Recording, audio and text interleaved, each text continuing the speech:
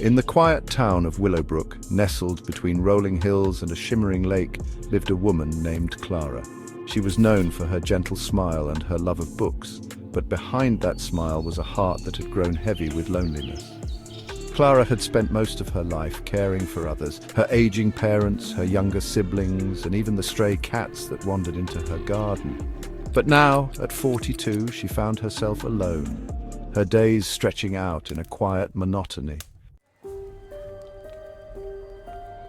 Clara's routine was simple. She worked at the local library, where she spent her days organizing books and helping the occasional visitor.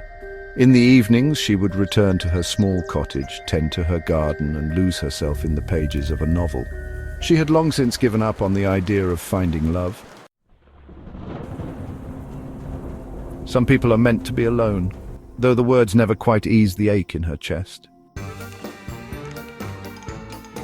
One crisp autumn afternoon, as Clara was shelving books in the library, she heard a commotion near the entrance. A man in a worn leather jacket and scuffed boots was arguing with the librarian at the front desk. His voice was gruff, his words sharp, and Clara couldn't help but overhear. Jack was visibly frustrated and impatient. "I just need a book on gardening," he muttered under his breath. "I don't need a library card or a lecture." Clara hesitated for a moment before stepping forward. "I can help you," she said softly, offering a small smile. The man turned to her, his piercing blue eyes narrowing slightly. He was rugged, with a beard that hadn't seen a trim in weeks and hands that looked like they'd seen hard labor. He wasn't the kind of man Clara usually interacted with, but something about him intrigued her. "I'm Clara Jack, and I don't have time for nonsense. I just need a book." Clara nodded and led him to the gardening section. As she pulled out a few books on basic gardening techniques, she couldn't help but ask, "Are you starting a garden?" "Yeah, my mom loved gardening. She passed away last year and I've been trying to fix up her old place. Thought I'd start with the garden."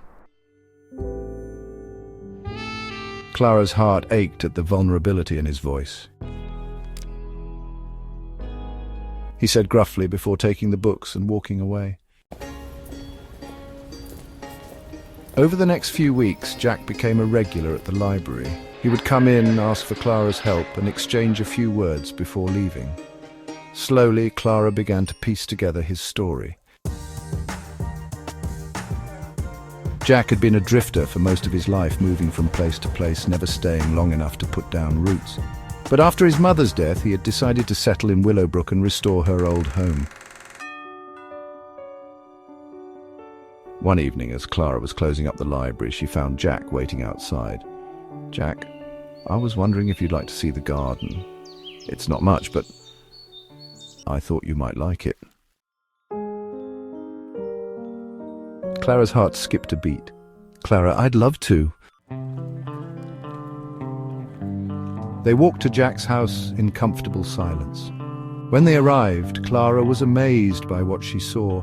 The garden was wild and overgrown, but there were signs of care: freshly turned soil, newly planted flowers, and a small bench under a tree. It was clear that Jack had been working hard. Her voice filled with genuine admiration. "It's a work in progress, but I'm getting there."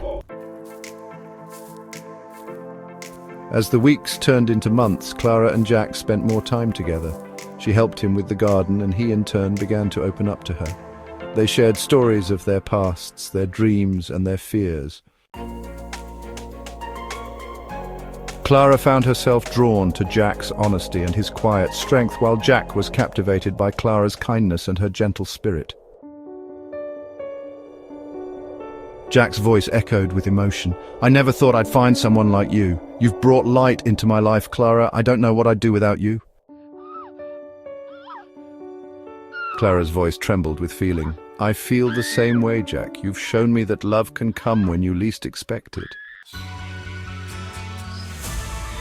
In that moment, surrounded by the beauty of the garden they had nurtured together, Clara and Jack found what they had both been searching for: a love that bloomed in the most unexpected of places.